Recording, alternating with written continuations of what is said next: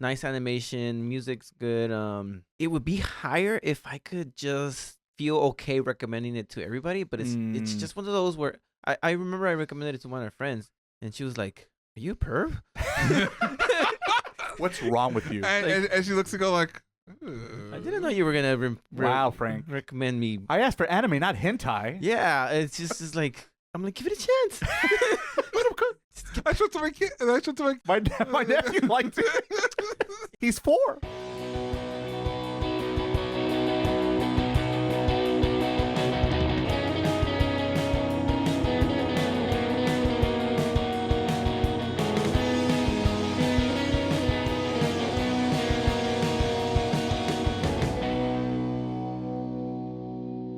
What's up, people? Welcome to Otaku, SoCal's anime and pop culture podcast. I'm your host, Ray, aka Sourdough Shonen. And today, ladies and gentlemen, is our final spectacular 2025 episode celebration, quotation mark episode of the year since it's already 2026. But you know, we're still living in the past a little bit in January. There's nothing going on in January. So come back to 2025 with us and talk about our favorite anime series and movies and or things, titles, anime series, thingamajigs that we covered in 2025. We're going to talk about our personal favorite top 5 as well as our 4 personal awards, which is a thing we're adding new this year. When we get to that segment of the podcast, I'll explain how all the rules work. But before we get there, gentlemen, we must talk about our weeks. And who are these gentlemen? Well, I'll tell you who these gentlemen are. There is my good friend Frank. Hello, Frank. How you doing, sir? Okay. Just always okay. I'm always hoping a little bit. The end of the year celebration, anime, no hype, huh, Frank? Just always a practical, level-headed man. Was I this excited the last time? Yeah, I think you're probably this excited every episode of the podcast. Oh. Frank's reserving his energy for later on. I'm assuming that's what it's doing. That's you're buying your time, Frank? What do you mean? I think I'm not the one. I thought I was the one bringing the energy here. Okay. Well, then it's just me. It's me, Frank. I apologize to you, sir. I'm sorry. I'll get my act together, sir. Better see to that. Okay, I'm working on it. And then also working with it is my brother, Miles. Brother, what are you working on this brand new year we find ourselves in? I'm trying to remember from Yu Yu Hakusho that it was like the spirit. You know, because all right, just pick Yu Yu Hakusho in the first 2 minutes of the podcast, but keep going. Because I was thinking like store energy. Didn't you have to store energy like with the spirit wave, right? You had to have like, to hold it on, like you basically charge up basically for like a good chunk before you use it. Yes, that's how Genkai use that technique, right? I was trying to like. It's kind of like Tsunade for Naruto fans, or Mega Man. That would also work, but only Mega Man 3 and up, or is it 4? Wait, what is it? No, it's 4. Which one does he have to charge up? Or just Mega Man X? Just say Mega Man X. Can't go wrong. Mega Man X. Yeah, can't go wrong. All right. But there you go. Already talking about 90s things here on the podcast. Welcome to the Old Man Otaku podcast. I am Fossil 1. Fossil 2 and 3 is joining with me on this episode, and you can see our skeletons as we dance around 2025 this year. Like this, moving around. Yeah, get excited, folks. But I swear it's going to get better from here. Fingers crossed. Let's just get into it, gentlemen. Let's do what we usually start off on our podcast to talk about what we've been watching and playing this week. And let's go at Miles. Let's flip-flop it here. Let's see what he's been up to since our last little recording. So, Miles, tell us, brother, what you been up to? I play mostly Like a Dragon number 8 or Infinity Wealth. I'm in the middle now, and it's interesting because in the middle, I guess you split into 2 groups. Because usually like with Ichiban, there's one party. We're in Hawaii. We're partying up. But then halfway the game says, we're gonna break it up, shake it up. Kira's gonna go back to Japan, and Ichiban's gonna stay in Hawaii. So now I'm like back and forth between like, okay, I gotta work on this party, and there's my people I gotta work over here. And then you go back to Japan, it's a whole different. Here's a whole different other set of people, former people from 7, I guess. So it is interesting because they could gotta balance it out. Like, okay, I got skills from here, but I have to go now. Before I switch over, I got to get rid of everyone's gear. Wait till I switch over and then put everyone's gear. This isn't like Dream Job distance, I hope. No. Okay. No one's falling asleep. All right. Woof. But it is interesting because I guess they talk on the phone between like the chapters. So and it goes, "How you doing over there?" And they go like, "Whoa, that looks bad." So they kind of like to like a random what? How did this event happen? Is it like GTA 5 with that? I don't think so. It's because also like certain time has passed and it's go back. Meanwhile, back in going back at that time that was. But happening. Like it's designed to be a certain story beat. Yeah. So it just seems like, what's going on here? Yeah, and I guess I ran into a little problem because I feel like they're trying to be too ambitious with too many things at once now. Granted, some things are sim. They each have like a dungeon. You go to it's like a multi infinity level thing you could go to, in which you could like earn XP doing like a level up pretty much. A grind house. Yeah, I guess so. Hell, it's a crack house, I guess. Wait, what? Huh? That's what it's called. The crack house in Oklahoma. That's rated M with mature, I suppose. Big capital M. But it. I guess there's they allowed a lot of things for the last game for some reason because like wouldn't it be funny if Kiro could now like gather beer cans because Ichiban did it in the last game. Just like Ichiban, Hiro has his own set of like what they call personality traits or like meters you have to fill up. And the more times you fill up the meters, the more abilities you unlock for him. So you have to pick up trash to unlock new skills. Yeah. You have to play mini games. Do a lot of things in side quests. Like I kid you not, when I first switched to Kiro for the first time at being in Japan, I had to wait like 10 minutes because I unlocked like all these things since I did this as Ichiban. But Akira is a whole different thing, so you had to wait to unlock everything. It's very interesting how the system works.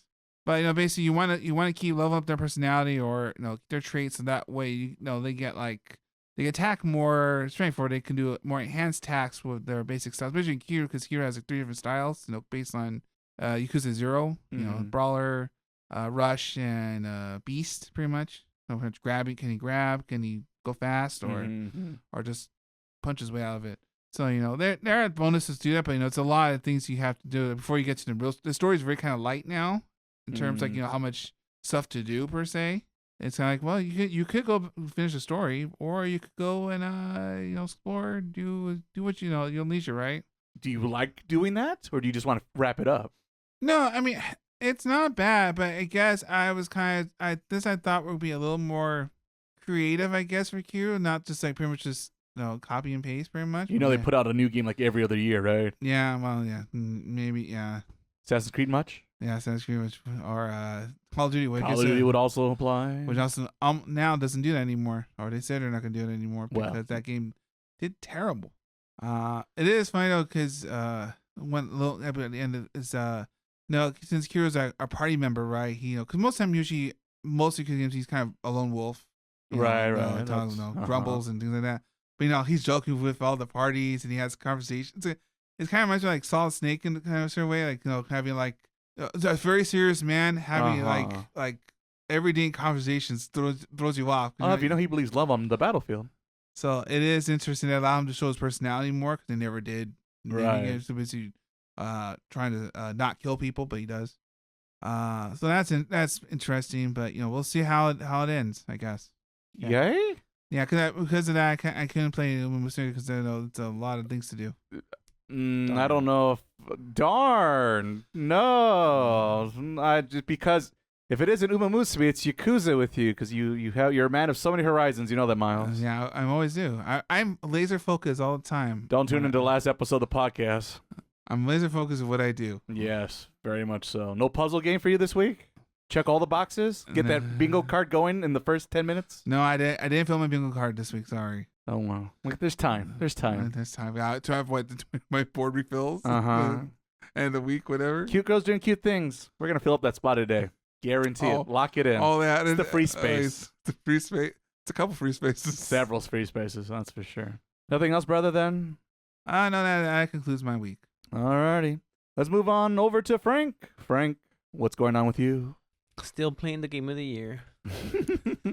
Still, it's more of the same. So, I was trying to think what I did, and I felt like I watched the movie, but I can't remember what movie I watched. But I was just catching up on some animes I wanted to finish before new season. This one, this episode. Getting to that last little workout before. Yeah, I was leaving them. I gotta finish those. And then I was thinking about it. I'm like, I did not finish everything I wanted. Oh no! But I think it's good enough. So yeah, I watched. I finished Dandadan. Oh. I finished My Hero. Oh. But that's pretty much anime. Been preoccupied with coaching a lot. So. I see. Any of those What was the most exciting one out of all those sequel ones, Frank, for you? My Hero was pretty good too. I was not expecting it to like it. Yeah, the ending was decent, satisfying. Your opinions and give me hope, Frank. I want to believe. For the last season? Yeah. I liked the previous season a little better, like some moments that happened here and there. I thought they were like more shocking and revelations. Revelations. But this one, because it has a conclusion and stuff like that, it has some more emotional parts, I guess. And I don't, it was not as bad as I've been hearing. Like blow out of proportion, maybe. We shall see. We'll see who stands at the top at the end of the mountain. We'll see. Also, never know. It'll be our 2026 final episode, perhaps. But Maz already spoiled himself because he picked My Hero Academia, if I remember right, last year. I did. I think it was like number 4 or 5 for you, if I remember right. Like, we'll see. We'll see what happens. We'll see. Like I said, it can only be a pleasant surprise at this point, at least for me. Anything else from your week, Frank? No, that's it. Alrighty. All right, let's see. What can I talk about? I forgot about this, but I did do this just like Frank. There was one show I've been talking about on and off the podcast for the last month or so, and I did get a chance to finish season 2 just in time for our 2025 episode. And I watched more and finished season 2 of Apothecary Diaries. And yeah, I just don't care for season 2. It's fine, but I prefer season 1 way more. I like the more episodic Scooby-Doo, little mysteries to solve on our own. What happened to what happened to those episodes? I preferred that versus when it got a little bit more serious and dramatic. Parts of it I liked, but I guess the problem is a lot of the big surprise twists were like super obvious to me. And so when I was supposed to be I was just like, oh yeah, of course, yeah. About time. Oh, so they're finally going to get to it? Oh, finally this episode they're going to talk about it. Okay, cool. About time we move this plot forward. So yeah, I guess that's the problem. Is to me the mystery was obvious, but also I just kind of have that mystery head brain in me where I spoil a lot of mystery plot stuff for myself. You already spoiled like 3 episodes in. He's like, I already know who the killer is. I think that one is because I felt the same, like, oh yeah, because they were talking about like the big reveal and the big thing, right? And I even asked Ivan, I was like, wait, don't we already know this? Like, I was the one with the like the big secret, the huge secret, because there's the obvious little secret that we all know from season 1, but it's season 2's big secret. I just feel like the viewers know what's going on, and we're watching the cast. Poor Mal. See how they deal with that with not knowing. Right, how they're gonna react to the secret. And it's traditional novella. Like it's like I didn't know the Prince Charming was into me. You know? Yeah. So it was shocking. Oh my god. Yeah. So I think like novellas, you watch them for like the hype moments. Not hype moments, more like you going through it. Something like you watch while you eat your right. Fun. You're not really thinking too much, and kind of if you see like they finally kissed. Yeah, you're waiting for the moment. There it is. Yeah. So, you're just waiting. You're waiting it out. And then the orchestra in the background. All right, guys, 1, 2, 3, play it. There you go.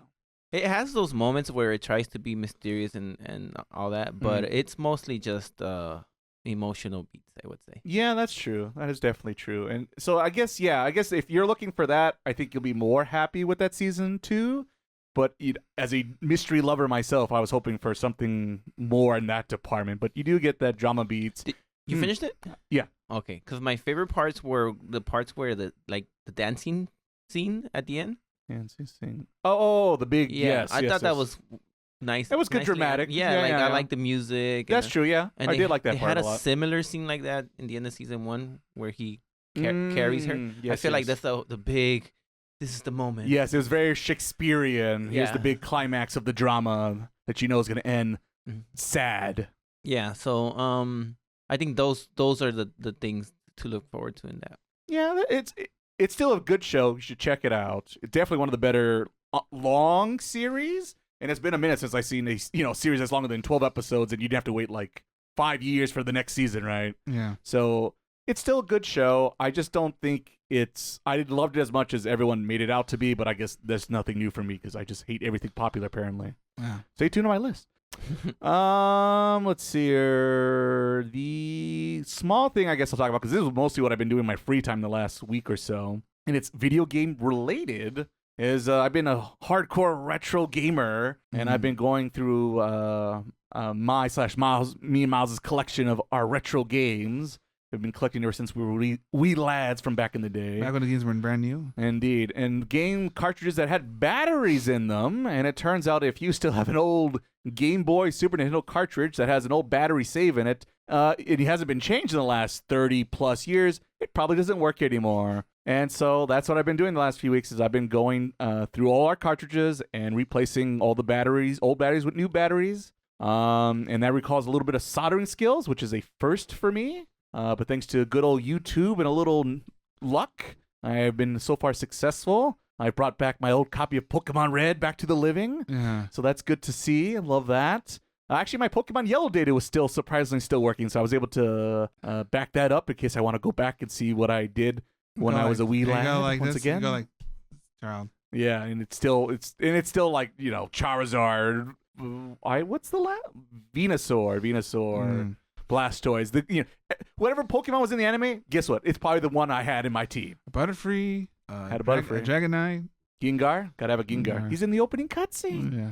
And so, yeah, that's the thing is I've been doing through that. It's not super hard once you get comfortable with soldering with a big hot iron thing and going against your electronics. It can be intimidating. But I feel like to me, it was like the same process of learning how to build a PC for the first time. Is once you kind of do it, you feel like I can do this and I got this. And pretty much after like the first 3-5 cartridges I switched out, I was like, I could do this. And so I just kind of had a rhythm, put on a good podcast, and just went to task and switched out pretty much all our Game Boy games, Game Boy Color, Game Boy Advance.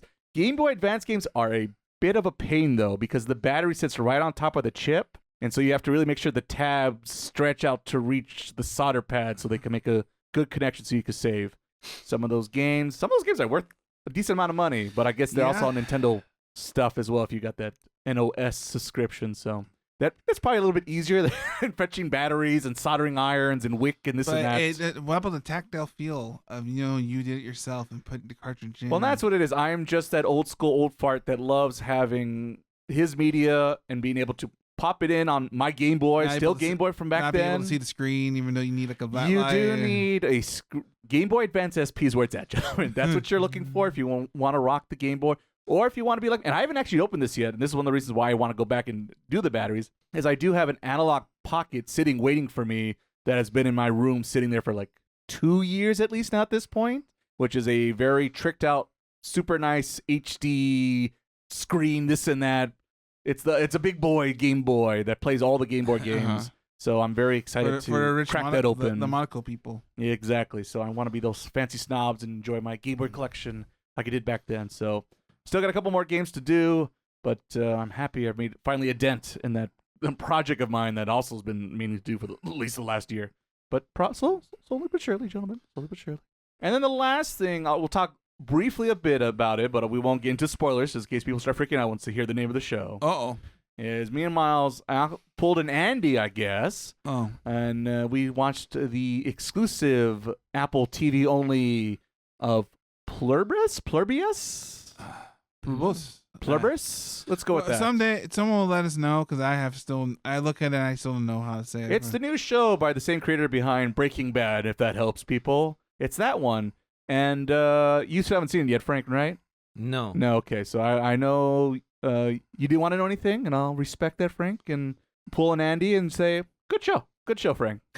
You should... I do want to watch it, but you say it's on Apple, right? Yeah, it's on Apple. Yeah, it's probably going to stop me for a while. Yeah, well, we'll see, Frank. I might know a guy who knows a guy who can maybe do something about that. You know a guy who knows a guy? I know a guy who knows a guy. We can make things happen. And he knows a guy. He knows it. And I think he's got a couple Game Boys I've heard, too, so you never know.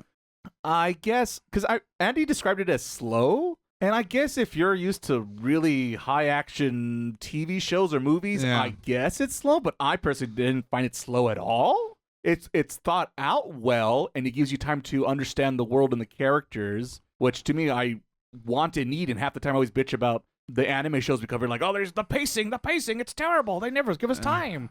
But here, in this unique situation we find after episode 1/2, you get the time to figure out how things work and appreciate the situation and the nuances and the difficulties our protagonist has to overcome Yeah. in that show. And yeah, I really enjoyed it. How long is it? It's 9 episodes. 9 And episodes. it's 9 done, episodes. Like There's probably a season 2. This season's over. Okay. Yeah, it's all out to enjoy that. And it sure seems like there's going to be a season 2, but when that happens, is what is that one series called with the guy from Parks and Rec? Guardians of the Galaxy. From The Parks one where and Rec. the one where they go to work and they can't remember anything outside of work. Severance? Oh, Severance. Yeah, I forgot. Is that season 2 out for that yet? Yes. Okay, then maybe it might be worth. Frank's trying to confuse himself right now. That's also, it's good. Because Apple only had 2 things I like. Yeah, that's the those are the, Ted and that one. yes, those are the 2 reasons. And add this one to your list. I would recommend. Those 3 are easily the reason you get it for the month, and then you could cash out, Frank. Cash out. There's nothing else there. You don't need a, That's where they get me. that's exactly. That's what the subscription. That's all they get you. Bunch of jerks. And they're like, they know. They know I'm busy and too lazy to go on my computer and type, or even on my phone. It's too far. And my phone's on the other side of the couch. Can't do it.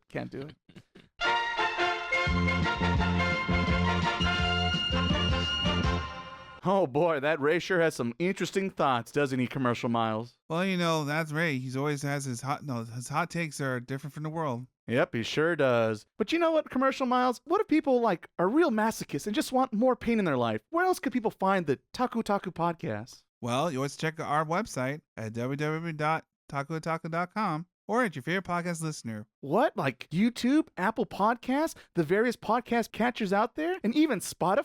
Oh, yeah, Spotify. Our numbers are really doing very well there. I love Spotify because I love giving out $10 a month without even thinking about it ever again.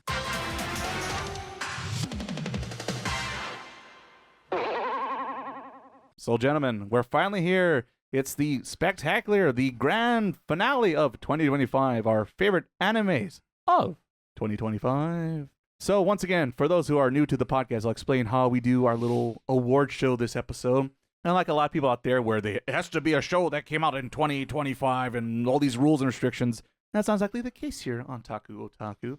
It's pretty much just something we've watched and enjoyed, hopefully for the first time, or maybe we saw like the first episode like 10 years ago and we finally went back and saw the whole series. Yeah. That's totally up for grabs this time around.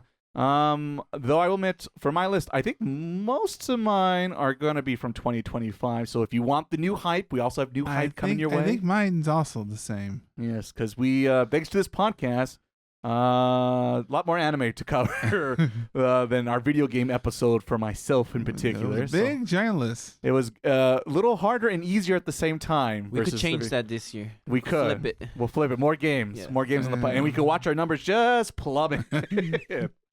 They're just numbers. There you go. The numbers tell you what's going on. We never listen to the fans. We do what we want. We're rebels out here. I'm looking at you, Squid Game Season 2 episode. let's not think of the past, shall we? Oh, Netflix. That one was bad? It was not a winner for us. One of our not popular episodes, let's say. And let's say that's why we're not covering Season 3. Yeah, there's a reason why we didn't cover Season 3 on the podcast, eh? I guess so. So it's our top 5 favorite anime things of the year that we watched this year. But also we have our 4 personal awards, and they can be whatever each person chooses. It could be best shonen series, best shonen jump property, best fighting series. It could be whatever. None of us know what those are. None of us know what our top 5 are. We're all going to learn this all together, gentlemen, and figure out who is taking home the crown as the best anime of 2025. Woo! All right, without further ado, let's get this party started. And I, gentlemen, as always, will lead the way. Follow me. All right, here we go. My 5th favorite anime of 2025 is... That's right. City the Animation over on Amazon Prime takes home the 5th spot of 2025. It is a funny, cute, slice-of-life, wacky, silly show. It's the same creator behind Nichijou, so if you're familiar with Nichijou, very similar vibes. It is about a cute little town, middle of nowhere in Japan, where shenanigans happen every second, everywhere in the town, and we jump from character to character, see what's going on in the town. A lot of families and their wacky interactions. In particular, we see like a family that runs a family restaurant. and just the kids going to school and their daily lives. You see shenanigans and tomfoolery happening there. When they have customers at the restaurant, food is flying all over the place, and getting to places where it shouldn't get into leads into yet more tomfoolery once again. And yeah, it's just very absurd kind of humor if you're once again familiar with Nichijou. This is done by Kyoto Animation, who is one of my personal favorite anime studios of all time. They've done amazing stuff. The Return of the King. A little bit for me, and it's been a minute since I've seen something from them, so it was good to see them reach the pedestal once again in 2025. Made me very happy, and outstanding, absolutely outstanding animation for the year. Maybe animation-wise, definitely up there. And yeah, like I said, a lot of Nichijou energy where stupid stuff is happening constantly, but it's so absurd and the animation's so gorgeous. It's like, who would animate these things this way for a simple joke where food is flying into people's purse bags? The son in episode 1 is walking around in a girl's skirt for some reason. Well, it's a lucky item. And then there's the cat doesn't talk. That's Nichijou. The cat talks. But there's another animal mascot that happens in the background. It goes around. There's the powerful rich lady who kind of like does absurd marathons to get a date. And later on in the series, it's just silly, very cute, very wholesome at the same time, but also just very dumb. The old man, the father from the restaurant, hangs out with his other schoolmates, and they're always just getting to like stupid little shenanigans and this and that. I'm laughing because that's us. So yes, and definitely can relate to that age group a little bit more than maybe let's say the high schoolers. But yeah, I just thought it was very funny. And then our 3 main female leads and their antics of just talking with each other and just being like, "You can't do this." Oh yeah, and they just argue and bend reality for a sake of a joke. So if you like absurd humor, gorgeous animation, you like particular cute designs anime, it's definitely different when it comes to its character designs than your typical shonen jump look, I guess I would describe it as. If you want something a little bit unique, different looking, very much feels like a comic book come to life with its choice of colors.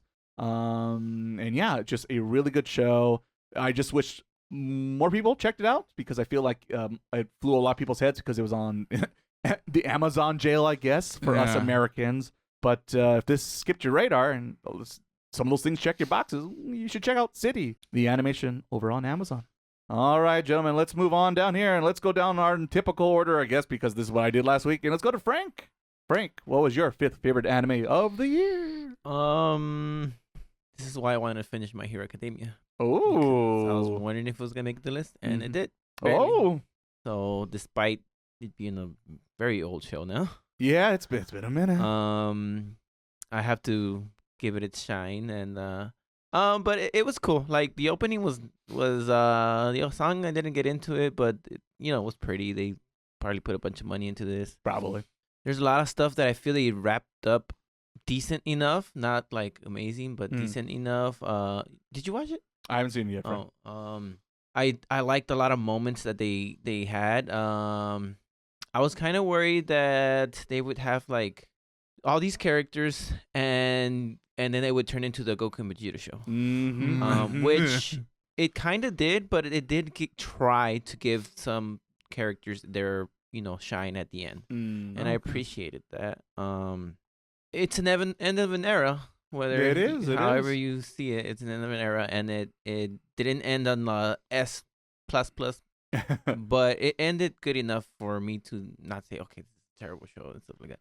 Which I kind of heard the original ending, and I'm not that dissatisfied with that one either. Oh, are the manga and the anime different? Well, they added an extra part. And yeah.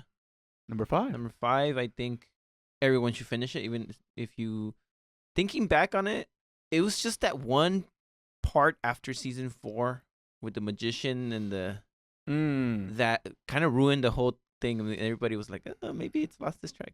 I still like that one. The old man and the little girl. Yeah, one? I think that part was off for me. And then they kind of just drag things out. So, but once you could see they're like, okay, we're gonna finish this, then yeah, I think it finished nicely. But I think what I enjoyed mostly was especially the conclusion for the ice guy. I think his name was Shoto. Yes. I think his conclusion after like the battle was the one I enjoyed the most. You know what? I was surprised it had a lot after the final battle. I think it was like an episode and a half of just like post final boss. Yeah. Well, that's good to hear. So it's good to see how everybody, and it even tells you like list of like, oh, this person did this, they went to work here and stuff like that. And as opposed to some shows where it's like, so what happened to everybody? Probably died. So yeah, that's pulled a Marco from Attack on Titan. Yeah. All right then. All right, Frank. Sounds good. So let's see what Miles has got for us for his fifth favorite anime of the year. All right, I'm gonna start this off by saying this is these are Miles picks. You I think that checks out. I know, but like let's say I guess it's not the. I guess it's a little different. Everyone else is going. I guess. Shocker. So my number 5 pick is See You Again at the Food Court. Sure, why not? not surprising, but sure, let's go with that. I agree. One of your better ones. Hey, for Frank, that's something. I'm gonna need a few minutes. Something really reminds me of KFC. Cannot be bad. And Baskin Robbins. I swear, those companies paid for half that anime's production. Yeah, but but it showed product on screen. Was it a series or commercial? You decide. And okay, I know it's small. It's only 6 episodes.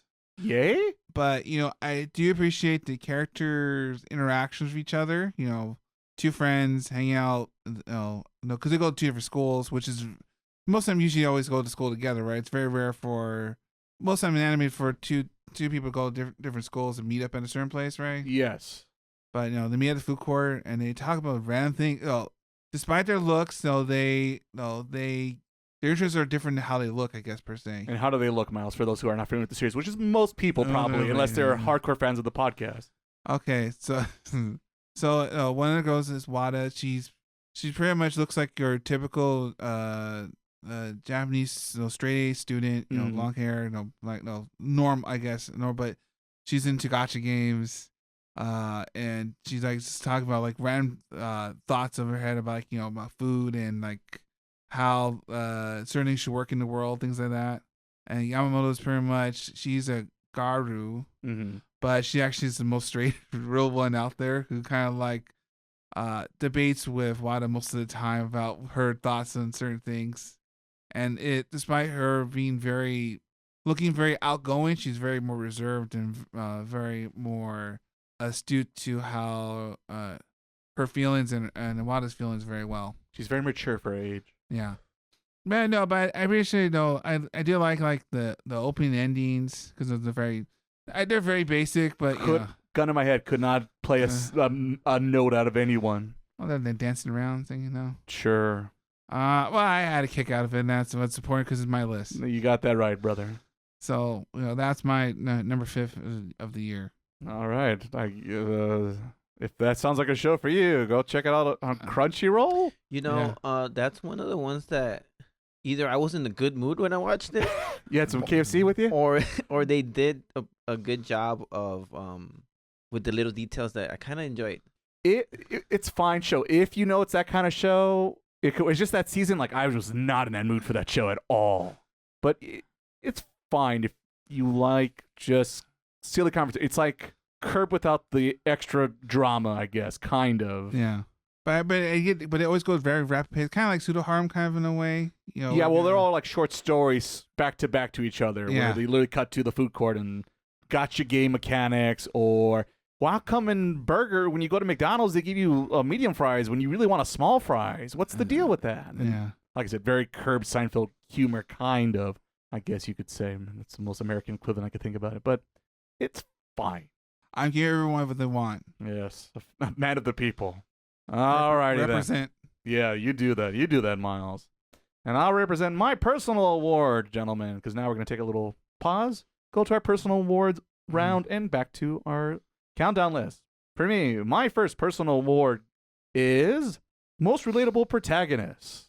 And that series winner goes to From Old Country Bumpkin to Master Swordsman. Bro, my boy Barrel, man. He's just an old school guy who just wants to stay on the countryside and enjoy his life and not worried about the stressful things about living in the big city or the capital in a fantasy world. Just wants to go home. Just wants to get better as a swordsman and teach the next set of generation of kids out there how to defend themselves against the harshness of reality, right? And yeah, I like this show, and it sadly didn't make the cut on my top 5, but I just want to take the minute to talk about it just because, as I mentioned, I think the character is refreshing because it's not about a high schooler who's, oh man, what all these girls in my class like me, and I don't know what to do. Oh, right. It's about a 40-something-year-old guy who, like I said, he wants to focus on himself and enjoy the simple things in life. But then, of course, it's an anime, so of course it has turned into a harem. But once again, it goes against all anime logic and rules, where instead of him going, oh man, my students, they all like me and I have a crush on all of them, he's just like, oh, okay, sure, student, I'll help you out as a student, and oh, I'm your teacher still, despite I haven't been your teacher in like probably 5-10 years or something, but I still gotta look like I got my shit together, right? Because I'm a goddamn adult in front of these kids in his eyes, right? Which is definitely something I also maybe do in my personal life, let's say. And poor man's like, oh, come on, you're gonna go help the kids out. And like, I don't want to go and do that. And so yeah, it avoids all the like bad harem romantic tropes and shenanigans, and plays it straight as if I was a middle-aged man who was surrounded a bunch of pretty 20-year-olds. Would I be doing this stuff? No, I'll be acting like a proper adult and a good teacher sensei, and help them show the most guidance I still can to his day, despite they kind of like outclass him at this point because they're like super famous knights and this and that, and he's just a nobody in town. But yeah, I just like that perspective a lot, and I like the fact that a lot of the fighting was also very down to earth, didn't deal with overpowered magical nonsense. It was just, hey, this kid, he doesn't train his left arm very good, so I'll attack from his left and win the fight. So the practicality, the avoids all the anime shenanigans, very refreshing. And season 2 is around the corner here this year. And I'm going to be checking out from Old Country Bumpkin to Master Swordsman once again. And that is why I want to give it the little nod this time around. Yeah, if there's a picture of him, it was like, yeah, this is the guy. This is what we should go with every day. This is my guy. Well, let's see what Frank's got on his list this time around. Frank, what do you got for your first personal award? Well, I did a last minute change. Ooh. Shuffle the cards. Because you mentioned the city. Oh. I don't want to say the same anime. And I was trying to think of a cool title, but workshopping. Okay. But I guess it's just my what is it? Ninth favorite. Okay. And it's Dr. Stone season 4 part 2. Oh. Too long ongoing series. This is sort of a setup season for the part 3, which is going to be the final. But it didn't feel like season 4 part 1, which they had these cool moments. Season 3 had another really cool moment, which made me a bigger fan of Dr. Stone, which was something that it was just like a Maple Story show. But now I'm like into it. It's like the most Frank thing I've ever heard. Little bit disappointed with the opening because it wasn't a banger. Is that the one of dancing in the spotlight? No, that's part 1. That's part 1. Okay. That's the only one I've seen recently. Part 2, it's no club. No club. But in a way, you could say that you could just end it here at part 2, and it would be fine. So it's kind of a weird way to end it. But there's gonna be a last part. I'm curious to see where they go with it. Still feel like there's a lot to get done, and 'cause literally it feels like they started over. Oh. So I don't know what gonna happen. I think I know where Frank's at because I read to that part in there. Yeah, it is kind of start over. Yeah. Aww. So I'm like, huh? Yeah. And it just feels like, I mean, technically there's not much to do left, but at the same time, like, wouldn't you want to take your time and explore it? But I guess I just want to finish it. I don't know, or maybe it just ends abruptly in the manga or something.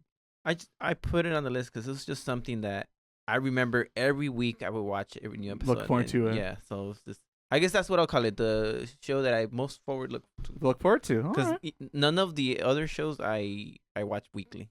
You were waiting for that. You're refreshing that page to get to that new episode. Yeah. All right. So that's it. All right. I think this year I'm gonna do it, Frank. I'm gonna do it. If the last season comes out, I'm gonna Dr. Stone it this year. Dr. Stone it. We're gonna learn about science. I'm gonna put on my Bill Nye, the science guy, had and get it done. Science rules. Indeed.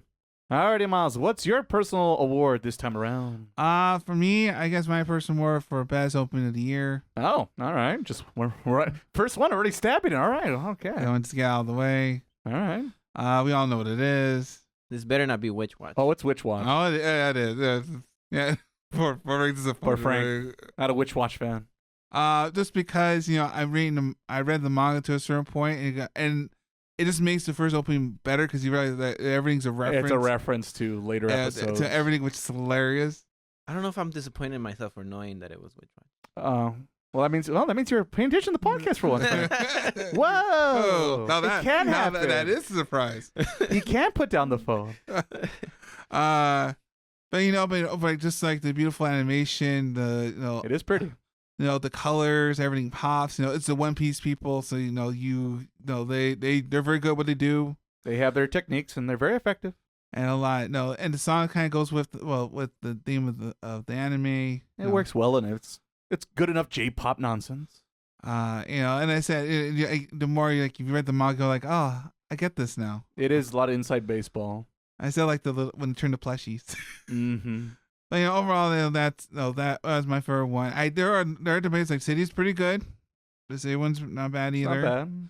But I said which one I had most fun. I know the one I click let it play. It would be up there for me. I'd have to think about what other openings came out this year. Because usually me it's like and we're like no, let it play. Let it play. We'll skip it. So yeah, so that's my best opening of the year. Best opening of the year. All right, well there you go. Already calling the shot already. I'm surprised that didn't make your top 5.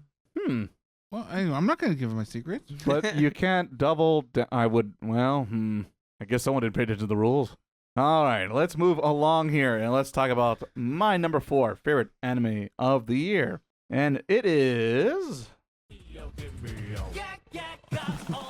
My Hero Academia Vigilantes, or Illegals if you feel. Yeah, it still sounds weird. Yeah, I prefer Vigilantes versus Illegals from Japan.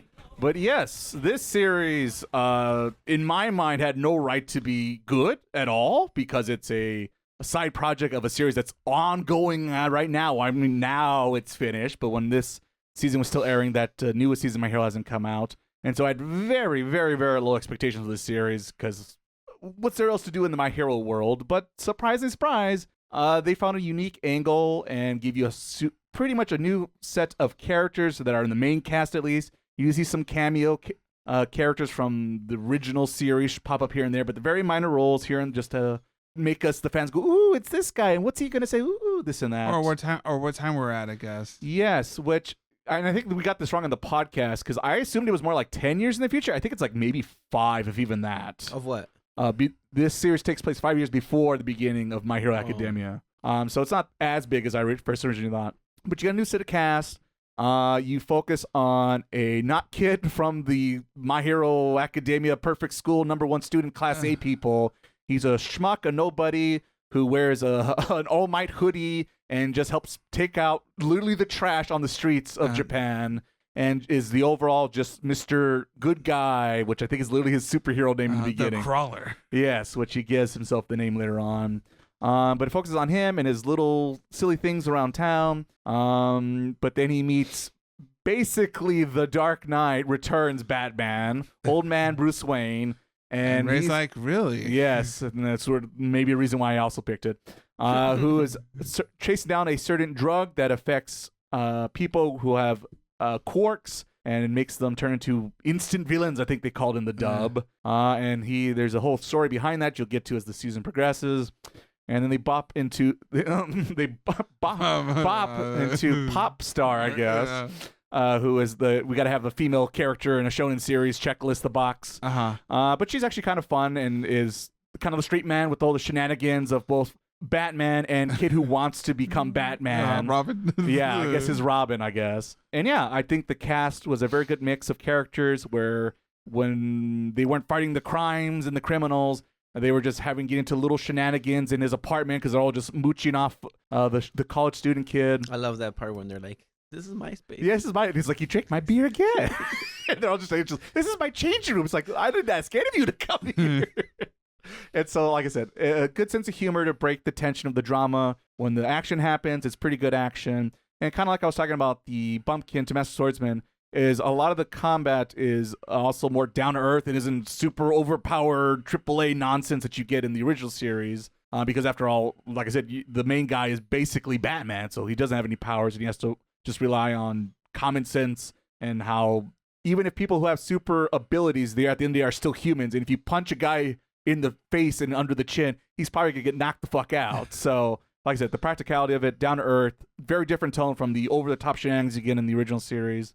So yeah, really good, good surprise. Here's the thing. I will say this as a little hesitant. I know season 2 is airing right now. I'm not sure if we need a season 2 or if I want a season 2 because I think season 1 did a very good job of introducing new characters and a world, a new perspective in the whole My Hero world. And I'm kind of worried they're going to ruin it by keep dipping into it. But we'll see. Maybe they'll pull it off and, there's a very good chance we might cover season 2 on the podcast. What do you think? Well, do you think they'll just forget about Batman and they'll move on to Spider-Man? Or what? I'm assuming, yeah, they're basically going to switch out him for another character and a new problem and a new case for them to solve. That'd be my guess. Uncle Ben's gonna come. Yeah, Uncle Ben.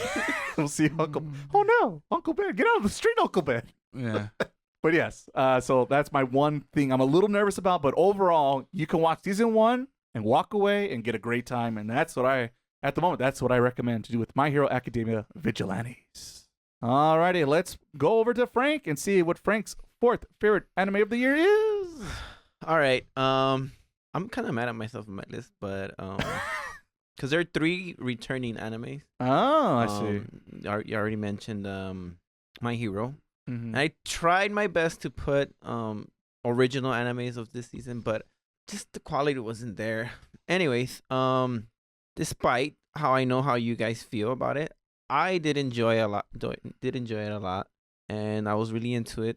Solo Leveling, which I had no idea it was last year until season 2. Right? Yes. Season 2. No, yeah, season 2. I didn't want to put it, but I had to be honest with myself, and I did enjoy this one more than the other ones. So it was just action nonsense. It was the pace was too fast for its own good, but There's a pace? maybe copied some animes a little too much. Maybe. But I didn't care about it. I just turned off my brain and watched it and enjoyed the cool opening. And I kind of feel like you don't need a season 3, because I know there's more to be done, but at the same time, you could say that he accomplished his goal. Yes, there's more stronger stuff out there, but to me, his goal was to, and spoilers here, Mm-hmm. to you guys watched it, right? Season 1. Oh, I have no interest in season 2 at all. you mind spoilers? You can Alright. spoil me, but Okay. for everyone out there, spoilers for season 2 of Soul Leveling. Look out. So basically, he saves his mom. So to me, that's why I'm saying he did what he wanted to do. Mm-hmm. Now, What's he gonna do? Yeah. Hmm. So I enjoyed it a lot. I do recommend this one to people. Even though I see their flaws, I think it is, how do you call it? Junk It is food. easy to get into if you don't microanalyze everything. It's anime junk food. Very, very junk food. It's 2:00. You're hammered. Where's Soul Leveling? I eat chips every day. There you go. Let's go on to Miles and see what his number 4 anime of the year is. Number 4 for me is Amanka's Weirdly Wonderful Workplace. So low. No, there are other ones out there. And obviously, we covered this last time. Or, no, I guess not to cover it recently. But I do like the way how, a little bit of Aquatrips, the studios, the colors and everything. But what I appreciate most about this was that most, I guess, manga animes, I guess we call it, something like that, they actually dealt with some pressures that they do feel when they're making manga, I guess. That's true. Despite she does boat your way and turns to a puddle. But she does have concerns about awards, like my series get canceled. How do you feel about when your series gets canceled? How you deal with that? Now how we're gonna gotta do a cover art and you gotta do a cover for the magazine because now well, they can't do this guy anymore. So now you're going to do it now. And you have 2 weeks. And despite it from being very wacky and silly and just her kind of complaining most of the time, it was, it touched a subject a little bit more than I thought it was going to be. Like, especially with her assistant, she had to figure herself that she can't really do her own series per se. Because she could be assistant, but no, she doesn't have in her to really be a manga herself, like fully, I guess, per se. Mm-hmm. And that's why it's number 4. Nothing else for you, Miles? Don't want to cash in your extra minute? Nah, I'm good. All right. There you go. If you like the behind the scenes of making a manga, check out. What's it again, Miles? Manga is really wonderful workplace. Well, there you go. All righty, gentlemen. We're back to our personal awards this time around. And for me, because of the way we did the podcast last year, we didn't get a chance to cover the last season of 2023 because we did our awards ceremony before that. What it is my Indie Darling Award, and it goes to this anime that maybe you gentlemen might remember called Mechanical Arms. Ah, yes. Mechanical Arms. It is the very most Saturday morning cartoon show I've seen in a minute. It deals with the stereotypical boy in high school who stumbles upon a magical mechanical arm that is sentient and talks to him. It's his hoodie. And then turns out evil secret government corporations are after that arm for its own power and greed. And they send their own mechazoid freakazoids to retrieve it. And now our young shonen protagonist and his new mechanical friend arm, who's voiced by Kyon or Gin from Gintama, have to now join forces and sync ratios to defeat these evil corporations and their evil greed and bad ideas and this and that, and fight evil for a good cause and do it every Saturday morning and for 12 weeks and call it a day. And yeah, it's very run-of-the-mill, but very nostalgic for me. Hit all the right beats. Very get you vibes of Pokemons and fucking Mega Man Battle Network shit like that. Yeah, they had a lot more story than some other animes that happened that year. Yeah, and I thought it had a lot of vibes of like a Trigger production, if you're familiar with Studio Trigger and their works. The anime is mostly done in CG, but actually does a pretty good job of doing those CG stuff. And even the character designs are very simple looking, but have a little personality to it. Stood out from the typical anime nonsense. But I really like that show a lot. The sad part is the pacing towards the end was horrendous. Wow. So it's one of those shows that we talked about during that time was that I don't think they're not going to get another season. Yes, so they decided to squeeze in season 2 in like the last 3 episodes of the series. We're not going to get that? Okay, well, then I guess we got to... And yeah, so it was a bit of a swing and a miss towards the climax of the series. But if you're an old 90s, early 2000s kid like myself and you're looking for those kind of vibes, check out Mechanical Arms over on Crunchyroll, I'm pretty sure. And if you're even more curious to hear more about it, we do a spoiler talk about it. It was back in episode 52 of this very podcast. So there you go. Do you like the opening? That one? That is a good opening. I forgot about it. I played it the other day when I was going through this list. I was like, that's a still solid opening. Alrighty, Frank. What do you got this time for us in your personal awards? I'm going to call it the anime that made me feel most nostalgic. Well, similar. Only because of the opening. It reminds me a lot of that last opening of Fullmetal Alchemist Brotherhood. Oh, okay.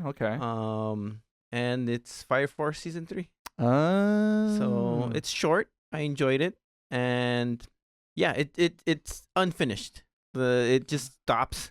But the few episodes that they show, it really feels like things are wrapping up. So that's always exciting. Kind of like the one I just talked about, My Hero.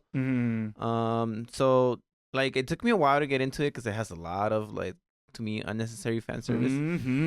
But I'm into it now, so the fan service. I mean, the redhead showed up finally. Did she? No. I would have remembered, says Fred. I don't know. I think it's pink. Not there yet. Exactly.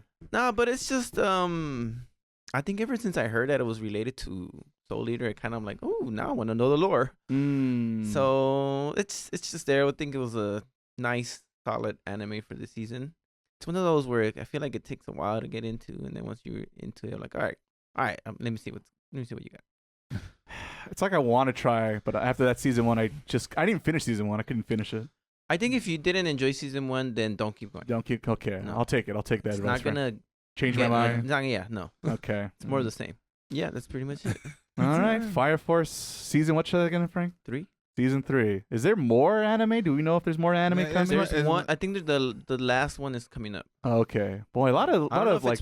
I don't know if it's season 3 part 2 or just 4. I don't know. Oh yeah, goofy anime and their season numbering. Ugh. Just call it 4. I know. Did it stop the season? That is the season. It is over. You can't, you can't start. Oh, it's the Super Bowl. Also, the new season is coming. No, gentlemen, that's not how it works. You can't pause in between the regular sports season. All right, if it worked for sports, it should work in anime. That's what I say. All right, but let's see what Miles has got in store for us for his hopefully. Let's see how much of a Miles pick it's going to be. Let's say. Well, actually, similar to Frank, mine's also a very nostalgic anime. Boy, there's nostalgia around here. But for me, it's Dragon Ball Daima. Oh, that's a good one.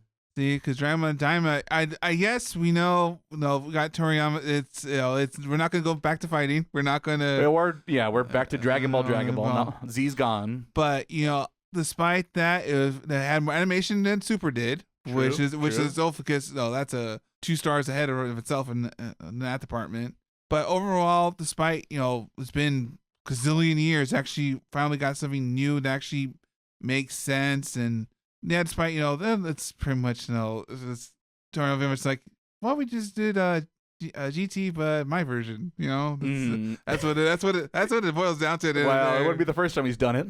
But I do, despite all his weakness, the story somehow feeling makes sense, despite also making nonsense. It fits within the parameters of what we're doing. It adds lore to the universe that I never thought about. That's something. But I do like, for the most part, that show, there's not much transformations or power-ups.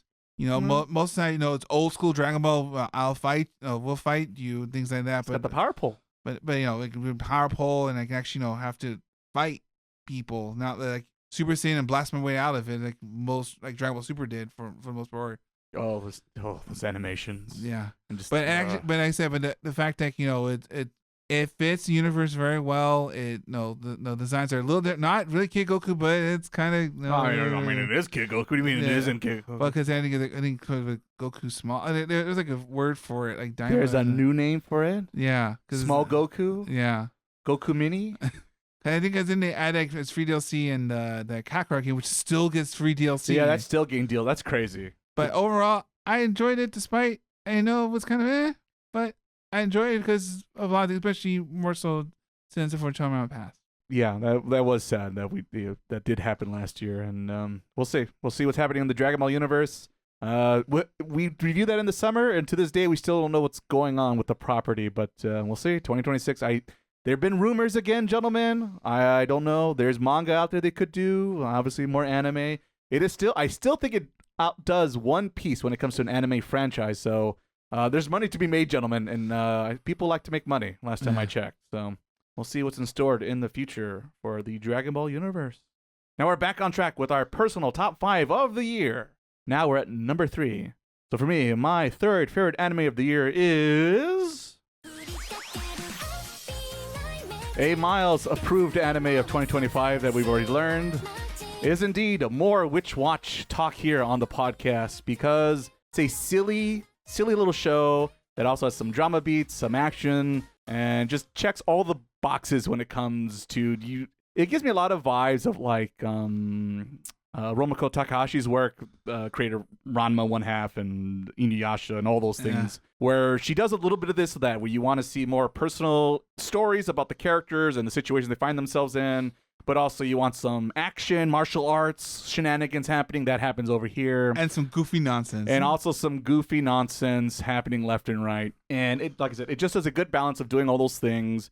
In this series, it is about Nico, who is a witch in Japan, who moves back to Japan because her mom can read in the future, and supposedly a bad fate is going to happen to her in the near year or so, supposedly. Yeah. And so she has to go back to Japan and get the protection of her childhood friend. I forget his name. Morihito, there you go. He's the ogre clan, because there's like Japanese folklore plays a big part in this series. And he has like the strength of a giant ogre, because once upon a time his family was just ogres, but they slowly and surely become more human-like. The end of over the past years, a lot of generations, a lot like the end of Yu Hakusho comes to mind maybe a little bit.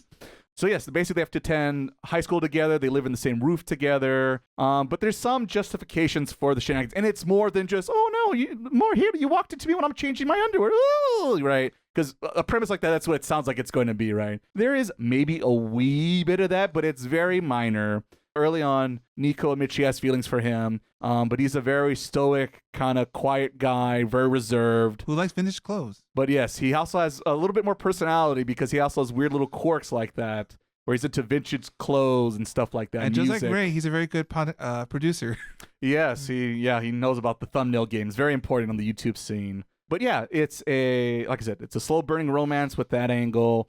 We have the threat of supernatural things coming at our main heroes, but also they go to school. She's a witch, and she's a very clumsy witch, still trying to learn her abilities, and so she'll always somehow mess up the spell just a wee bit and get into a little bit of trouble. And our main protagonist then has to come and bail her out, and he kind of has to roll his eyes and be like, oh my god, not again, here we go. And he's very much the straight man in this cast of characters that you meet later on in that season. And yeah, like I said, just a very good balance of checking all the boxes, a little bit of action, good comedy, and a little bit also personal growth and development. Shocker, and I can't even believe it, a Shonen Jump series, and it's unbelievable character growth. Yeah, who put this shoujo series in Shonen Jump? It does all the cliches, but it actually also develops them beyond than what you expect in a typical series like this. So it was a nice, pleasant surprise. The animation was overall pretty solid. Apparently, the opening was pretty good, also for Miles, so that opening didn't hurt. Second opening, well, no, we tried. We spent money on see opening one. You go see opening we one. We had a TikTok dance. You could do the TikTok dance. It wasn't the Haruhi dance, but more TikTok dancing in anime, I guess, for that opening. But yeah, like I said, just funny. I like supernatural stuff in general, also, so already instant like, ooh, tell me more. And yeah, and there's also a little bit behind the scenes of how to make a manga also, and the back slot plot lines with other characters going on. And yeah, that's the thing, it's just the passing baton of the characters and the focus on each episode is also pretty neat, and just the wacky cast of characters. They all, like I said, very reminds me of like Ranma, Mason Otaku kind of stuff. So if you like those kind of series, you should check out Witch Watch. It was a nice surprise, and I guess worth the hype that Miles made it out to be, and forced us to review it and do a spoiler talk. He forced us. You guys are going to watch it, or I quit the podcast. And then after that, he gives the food court show. And if you're curious to hear more about Witch Watch, we covered it in our episode 62 of this very podcast. I like to know that sometimes my picks are good, some are not, but I understand that. But you got to play the game. You got to roll the dice. Gotta live and learn. And let's live and learn with Frank, and learn with his third favorite anime of the year is the next one, number 3, right? Number 3, Frank. Now we're at the part. Now we're at the plural. The plural. I don't know what I'm trying to say. Where the next 3, easily either one could have been number 1. Close race. Dandadan season 2. Oh. I compared it a lot to season 1. It's very similar, more of the same. But the reason this is on the list and pretty high is because this is one of the animes that I watched with my nephew. Maybe nephews. The Kulong. Maybe that's something I shouldn't have done, but but they were really into it. And then even like, because I remember, I think I talked about how I watched the first 4 or 5 episodes with my nephews, and then I tried to finish it, and I was just gonna watch it on my own, but he just popped up and was like, all right, sit down. You want some popcorn? Nice. And then and like, something I enjoy about my nephew is that he asks questions, and I could tell, like, why are they naked all the time? He hasn't asked that one yet, but he'll get there. But he's just like, oh, who's this? And is he gonna be okay and stuff like that. Like, he really pays attention, and that's one of the things that, because he was into it, it made me like it more. That makes sense. It's just a bunch of nonsense and silly jokes, and nice animation, music's good. It would be higher if I could just feel okay recommending it to everybody, but it's just one of those where I remember I recommended it to one of our friends, and she was like, "Are you a perv? What's wrong with you?" And she looks to go like, I didn't know you were gonna wow, Frank, recommend me. I asked for anime, not hentai. Yeah, it's just like, I'm like, give it a chance. I showed to my kid. I showed to my nephew liked it. Yeah. He's 4. And then if it's not that, it's like heavy themes like suicide and that's just true. That does happen. So with that, I'm like, when I saw that coming, I'm like, so how was your day at school? Like trying to pivot away. Yeah, like all right, that part passed. Like, no, you don't need to worry about that. That's an adult problem. You're a kid. You don't have to worry about that. Action. Yeah. Oh look. Oh, they're under their underwear again. Whoa. Yeah. So, the safe. Something safer. So yeah, I mean, some of the highlights were when the first arc when they fight the big snake or worm. Oh yeah. I like when they fight the dinosaur. That's pretty cool. That happened. Not Godzilla. And it kind of gives me a little bit of Gintama vibes. I can see that, especially when that big Megazord transformed, and it's just. Oh yes. I was expecting like a Gundam like Megazord. Very. Yeah. And then it's just like, what the heck is this thing? Just a fucking parody now. All of a sudden. So, it's a good one, and I recommend it as long as you are allowed to watch rated R movies. Yeah. He must be the stall to write this anime. Yeah, so it's. I kind of go back and forth between this one should have been 1 and 2 or 3, but I'm gonna just insert it here and hope for the best. So there's still more to come, Frank. Still more. I'll admit a spoiler alert. I will say it was on my short list, but because I don't know where that series is really going to end up or become, I was like, I'm going to wait. I'm going to wait and see. Let it cook a little bit more, see where we get with this one. Unfortunately, I have to wait till next year, I think.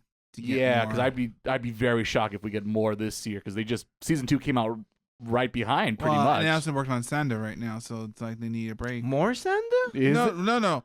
But since they worked in that, I mean, obviously, I was gonna say more Sanda already. That'd be bananas. I was about to say, I'm like, they can cancel that. They could. Brenda did it. Yeah, you could just Santa could wait till next Christmas or maybe the Christmas after that. We shall see. Full review on that podcast if you're curious. All right, let's check in with Miles and see what he's got for his third favorite anime of the year. All right, so my third favorite anime is anime. I forgot that we did. I did cover it because I don't know. I thought I covered it the year before, but Okitsura. Oh no, that was also this year. Okitsura. Pretty much Okinawa the show. We talk about the food court show instead. This one. Yeah, Okinawa the anime. Yeah. I know despite the love triangle we call it doesn't really develop, and that's never the point. But I do like the little trivial facts I learned about Okinawa and how the city. Sorry, I'm giving Vietnam flashbacks right now, thinking about that show. Oh, come on. It's not that bad. I actually finished that show. Or no, I didn't watch the last episode, but I tried my best to marathon it for that podcast episode. And we learn about cultures and how they get shown jump like a week later. You know what I learned in that show? Oh, no. Tell me, Frank. That quitting is okay. Yeah, I wish I was that brave and that smart, Frank. All right. Well, anyway, this. You sure you didn't get this confused with the food court show? No, because this one's. Wow. Okay. You sure you don't? You just really love the Karate Kid. Part 2 is amazing, says Miles. It also didn't help that it also reminds me a lot of Yakuza 3. That's the worst Yakuza game. Not wrong yet. With you? We're waiting for when the remake comes out. There you go. It's gonna redeem it. Redemption arc. Here we go. Move over, Red Dead. All right, that's in February. Next month. We'll see. What a believer we got here. What about the children? Yeah. What about them? Back to this show. I do like learning like little things because in anime, like little facts. But I always like a lot of fun facts. Well, it kind of reminds me of like Dr. Stone. In terms like you're learning something, and you're like, oh, and that's why this goes this, and that's because that to go. Yeah, yes, I know. A lot. Some people are a little discontent with that. Some. 10 billion%. I hate that reference. Me too. It's my list, and we're gonna do it my way. All right. Frank was wrong. Is that true? Yeah, it's a bad Frank. So that's why it's number 3 there. If you're curious, you can look up on the podcast. I'm a little surprised. I won't lie. I knew it was gonna be here. At least make it 5. Yeah, that's my thought. Or wait, what are we in store for? Well, okay. Well, we can only go up from here, gentlemen. You going in reverse order? Frank, did you give Miles the reverse Uno card? Is that what happened here? That's the only way to explain this here, because I'm baffled. But you know what? You're darn right, Miles. It's your list, and you can do it the way you want to, despite I don't want you to have it your way. I'm more of a McDonald's guy, not a Burger King guy. So what can I say? I don't want you to have it your way. There you go. That's a slogan right there. Put that. Yeah, I could use a burger right now. I'm gonna need something after this. Alrighty, let's see if we could get ourselves. Well, let's see here. Maybe I won't get us back on track because I'm looking at what my next personal award is. Because how Miles made me and Frank feel, I feel like I'm going to do the same thing now to Frank. Because for my next personal award is going to an anime title that we talked about in episode 69.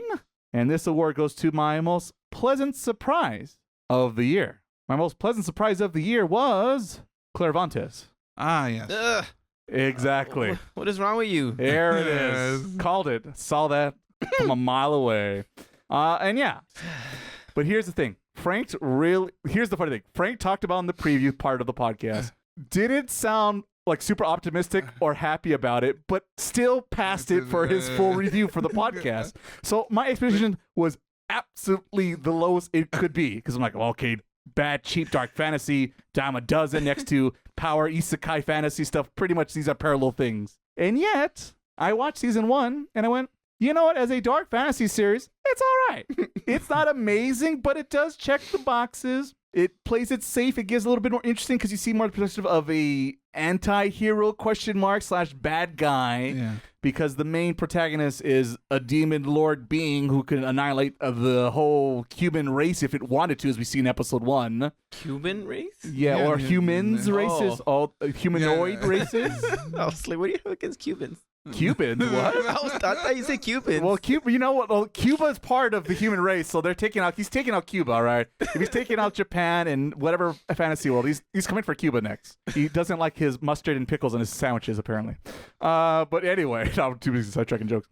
But yes, it's a dark fantasy where you focus on the bad guy, if you will, and the real hero is a hero who, spoiler alert, episode 1, dies in the first episode, but comes back to life and ends up becoming like a lackey of hers.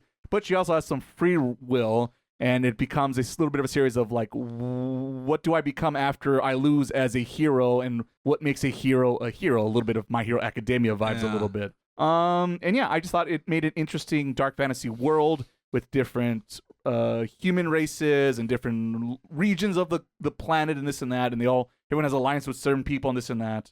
At the end of season 1, it seems like we just started the series, and I'm curious to see what a season 2 will look like. And so that's why I am curious and why I want to put it on my short list things to look forward to maybe in the future. Did we ever get a green light on season 2 for that one? I have no idea. I want to say no, because I know Frank was keeping up with the news on that one for sure. Oh, no. I unsubscribed. He thumbs down that video so quickly. But hey, that was my pleasant surprise of 2025. And let's see what Frank is going to surprise us with his next personal pick. Okay, so this one is I'm trying to make up a name here. On the spot. So I'm going to call it Best Anime Opening for the first 10 seconds. All right, that's an interesting title, but let's go ahead. And also a half recommend. Okay. So this anime I was excited to watch. Or want to watch. Mm-hmm. And it's Moonrise. The famous Moonrise. Yeah, so Moonrise, it's Fullmetal Alchemist 1,000 years in the future. So you have the descendants of Ed and Al. Nice. And apparently one of them is really rich. And they're like building a bridge to the moon, and a bunch of shenanigans happen, and you get into all these cool action scenes, and then you try to figure out what's going on, who's the bad guy, how are they going to survive this, and all that. But and it's really, really nice. Really, I think they did a really good job animating some fights. It kind of reminded me at moments, glimpse of fights sort of like the Daredevil scene. That scene where the one-shot scene. You remember that scene? Yeah. You remember that scene where Al's girlfriend is running from the creatures in the tunnel, and in the tunnels. Yeah, it has glimpses of stuff like that. Okay. I wouldn't say as good as those two examples, but you know, they kind of tried with the fighting. That's cool. A little bit in the end, I was expecting a more climatic fight. Mm-hmm. I don't remember that happening. I think they took a wrong turn at some point, but it's still not terrible. But I was just like, what I was imagining was like crazy. I think if I would have written the story, it would have been cooler. Alphonse, what are you doing here? So, it's just that I thought it was going in one direction. It went in some other direction, which is not terrible, but the other thing seemed more exciting for me. But despite all that, it does end, and it's something I like about it. And I think it's something people should check out, but don't expect it to be great. It's just something like, hey, it's not Full Metal Alchemist great. It's not Full Metal. If you expect it to be Full Metal Alchemist, it'd be no, knock it down a little bit. Yeah. All right, good to know. Good to know. Yeah, I do want to check it out because you did talk about it off the pod, and it's on Netflix, right? Yeah. Okay, that was the other weird thing. It's one of the few anime Netflix jail series, but I'm gonna put it on, Frank, just for you. That opening kept me going. I'm curious. First 10 seconds. I think you should best 10-second opening award. That's like I said, we're gonna have to decide who's gonna get the award for the most unique personal award title this time around. That's next year's. Yeah, you're gonna have to stay tuned. Exactly. Alrighty, Miles, it's your turn, brother. What do you got for us for your next personal award? Don't worry, mine's simple and clean. Kingdom Hearts. Mine's best ending of the year. Okay. And that will go to Rain Ranger Adventures in Another World. Really? I do not remember that ending. Well, it was very, I guess, because it's like it's like the witch girl, like like a school, like a high school theme, but the song was very nice, kind of catchy. I'm gonna have to listen to this. Yeah, I'd have to play it back. Oh, okay. I guess I was hoping someone. You don't remember? I did remember. I did think of that show when we were working on this episode of the podcast, and I remember that show more fondly than listening to myself play back that review. Yeah, it's one of the things. I think over time you gotta go like, maybe we're a little harsh on it. The problem is the series. It was great as a parody, and then took itself seriously, and I lost interest. Yeah, that's my thought about that show. When I remember. Never the Band-Aids, kids. Always never your Band-Aids. Yeah, that was the thing. Once again, I didn't realize that. That's it, Miles? Yeah, I guess that's it. That's it. All right. Well, that's quite the award you got there, Miles. We appreciate it. Yeah. And now it's time for everyone to appreciate my second favorite anime of the year. This is probably the most me pick of the year. Mm-hmm. I was deciding between this and the first one, back and forth, which one to choose. I know this feeling. For right now, my second favorite anime of the year is... That's right. It's the most... my monocle has fallen off. Excuse me, gentlemen, as I pick it up. I am a smart anime man, because it is indeed Kulong Generic Romance that came out, I think also this summer, if I'm not mistaken. Yeah, I did. This was our bonus episode or review that we covered that season, which we don't do that again because that was foolish on our part, but live and learn. But yes, I like the series quite a bit. It takes place different setting than typical anime stuff. It has like an adult cast. It takes place in a small junk city outside of Hong Kong during, I think, like the 80s, 90s? And that 80s and 90s character designs? Yes, also the character designs match the time aesthetic this story takes place in. And for those who don't know what the series is about, which I imagine is a lot of people, it is a story about nostalgia, regret, and decisions of the past coming back to haunt us. The quick teaser is we follow she's a realtor named Reiko, who has a little crush on one of her co-workers, who's also Kyon. Yeah. Kyon/Gin from Gintama. Yeah. Oh, that's interesting. Just put that together. And has a crush on him, and it's kind of like, ooh, when should I ask him out? Like, oh, how do I approach this thing?